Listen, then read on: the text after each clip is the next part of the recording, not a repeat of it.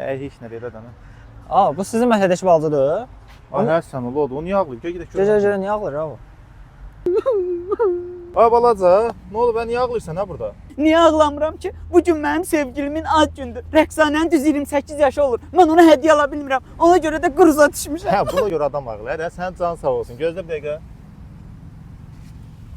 Narahat olma, gözlə. Zəhrimar ağrı, indi niyə ağlayırsan hə? Şükürə görmə.